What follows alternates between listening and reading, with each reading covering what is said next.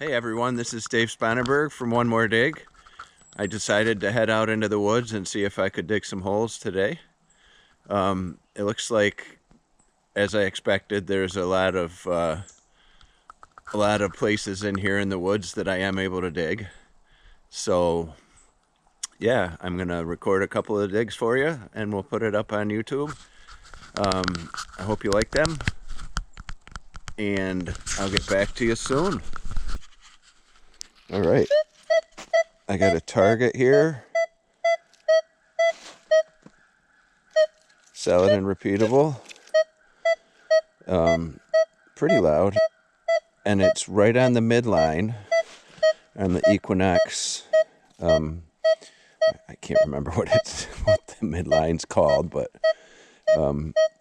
generally I dig anything on there, so the numbers are bouncing all over.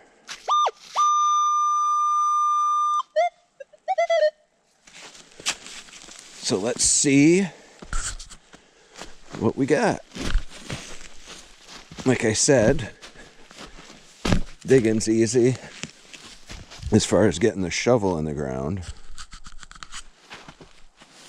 but there's a lot of roots,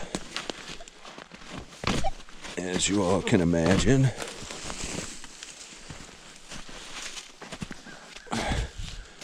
Let's see what we got. Oh, something's out of the... Oh, it looks like a lid to a mason jar. That's interesting. Wonder if there's anything else in here.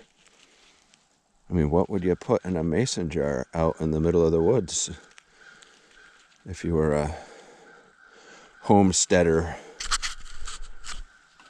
Although this isn't like 1700s, obviously, but still, folks hid coins and things like this. So let's see if there's anything else.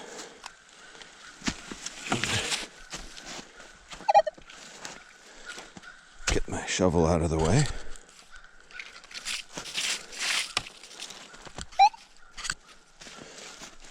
Get the lid out of the way. Get the plug out of the way.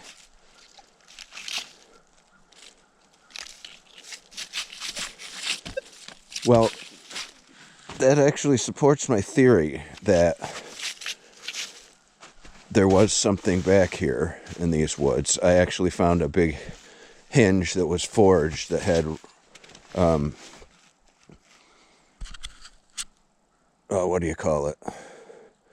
The square nails were forged as well. Rosehead nails, sorry. Now that lid would not have been anywhere near the time period that was made, but it could be something, an outbuilding that was used for a long time. And I actually found a V-nickel probably 20 yards from where I'm standing 2 years ago. So something was going on in here. I mean, we're surrounded by fields. This was a field at one point. So let's see what we can get next. All right, we're back. This is a real iffy signal, but I feel like digging today, so yeah, that's going to be right on top and probably junk. If I can even dig here, holy cow. There we go.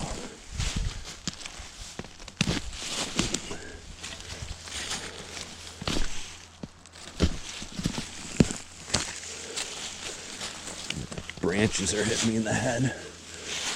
All right, let's see what we got. Open this baby up.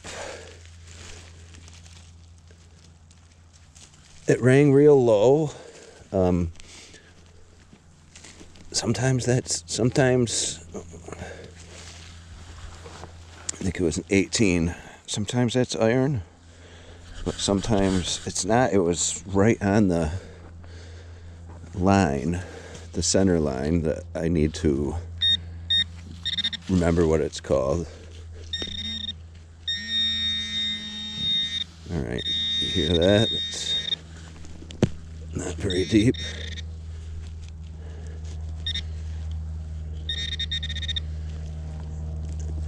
I know what it's gonna be, but what I think it's gonna be. A bullet. I feel pretty confident that it's a bullet. This is where I make or break my credibility.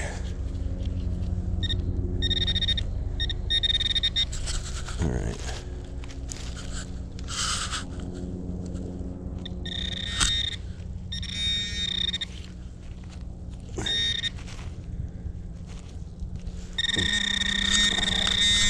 Oh, sorry.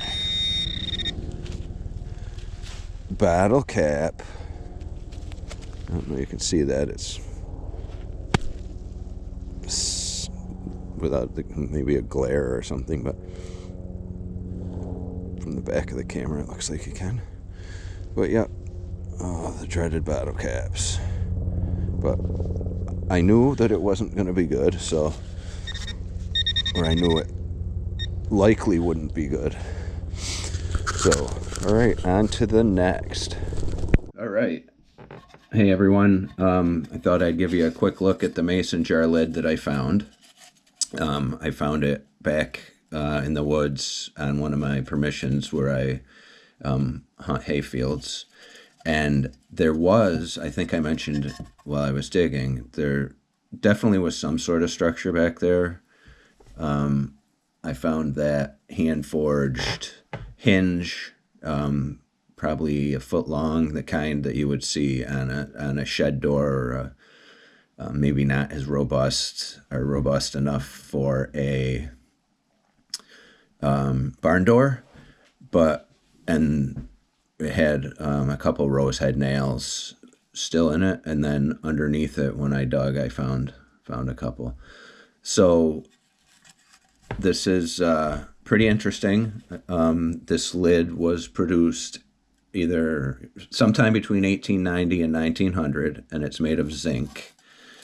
And the original mason jars were manufactured or made. The actual patent went through in 1858.